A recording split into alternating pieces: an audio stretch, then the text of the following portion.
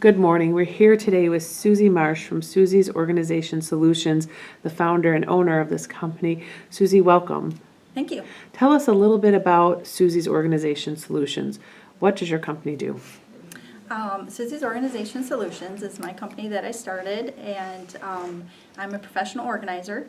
And what a professional organizer does is it goes into people's spaces and helps them maybe downsize, declutter, find spaces for the things that they keep. I started my business because I have a social work background, and I just like being in the profession of helping others. So, your social work background, prior to starting this company, you were working in some capacity as a social worker? Yes, I worked in the mental health field in the developmental disabilities portion of that, and also kind of transitioned into a little bit of mental illness as well. So I worked for 25 years as a social worker, overseeing programs, developed programs from the ground up. And I just decided like 7 years ago that I was looking for something a little different, but still in the helping profession.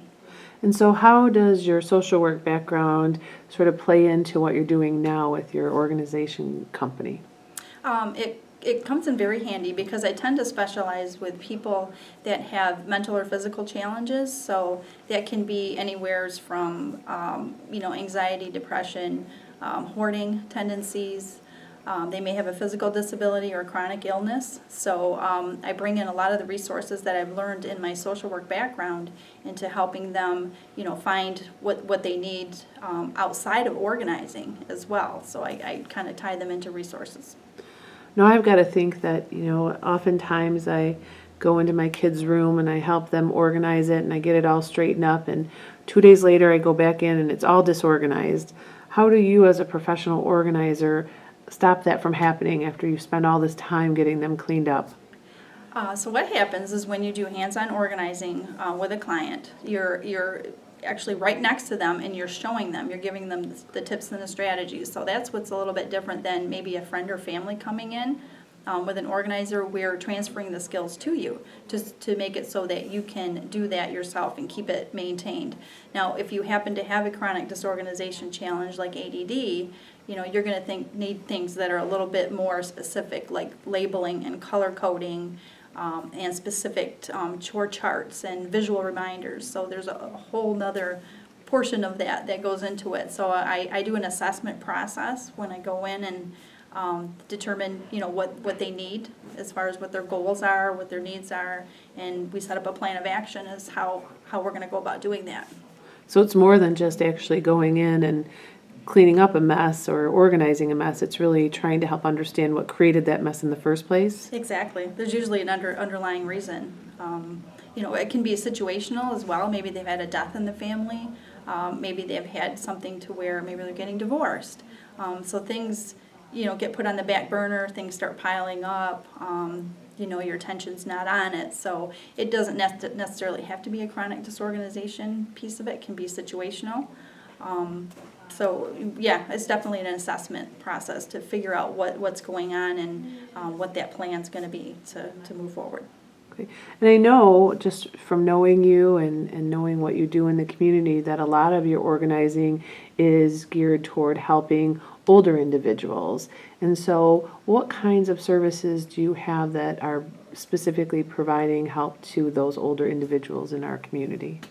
So it can be a couple of different directions. It can be a decluttering and downsizing portion. So maybe if somebody is at the point where they want to move in with a family member, or they want to move into assisted living, it'll be a process of going through their home, helping them figure out what things they're going to keep and bring to their new spaces, what they're going to donate, recycle, and move on to family and friends.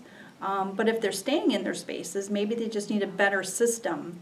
With older adults, maybe, if things are way up high, it's going to be difficult to get at those items. So, maybe moving things down to a lower level, using baskets and bins with handles, kind of using some adaptive equipment as well. So it kind of depends on where they're at in that process. Okay.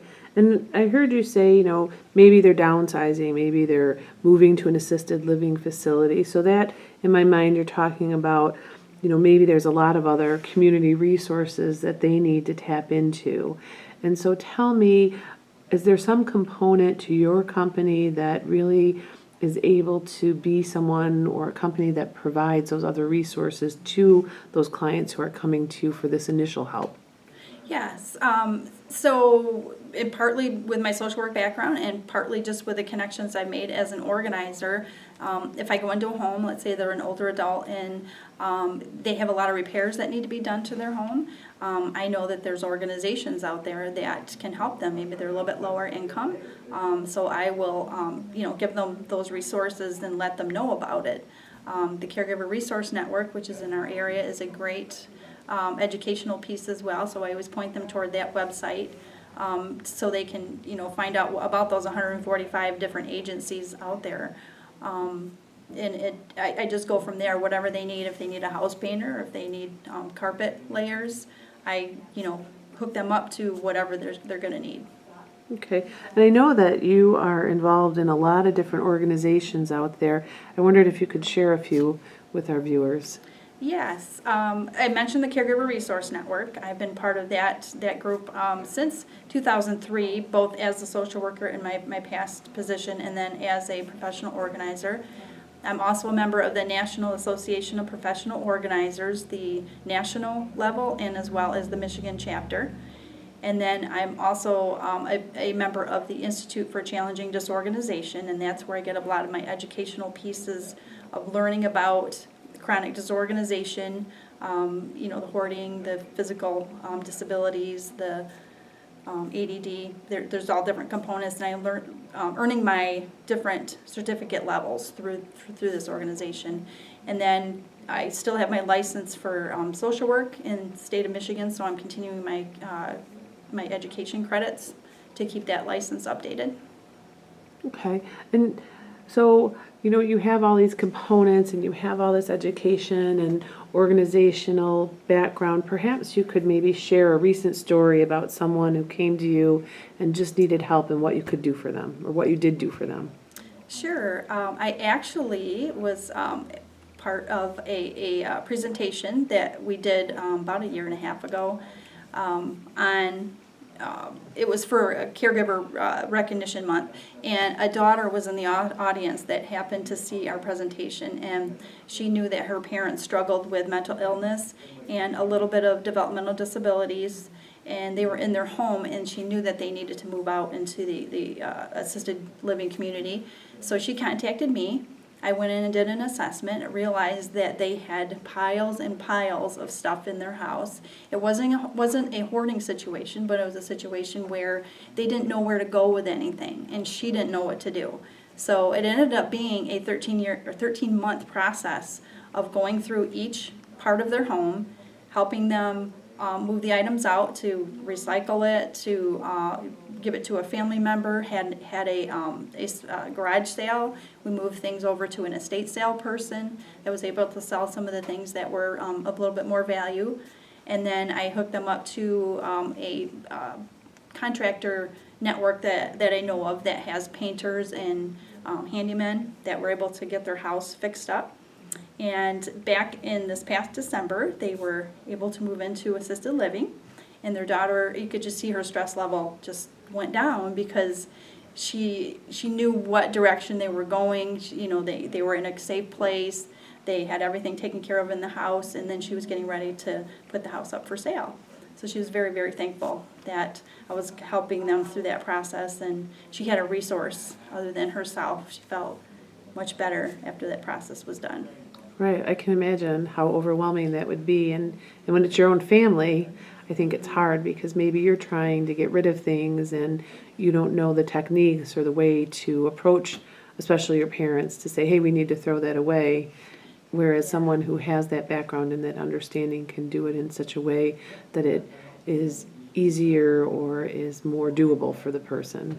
Yeah, she said she was overwhelmed at the beginning, but by the time we got done, she just felt a whole lot better and was able to really take a deep breath and realize that they were at the end of the process and they could move on in their lives. So Okay, everything from messy drawers to extreme hoarding, we can call you, right? Exactly. And how can someone get a hold of you? What's the best way to call Susie's Organization Solutions? My phone number is 616-554-3175, and my website is susiesorganisationsolutions.com.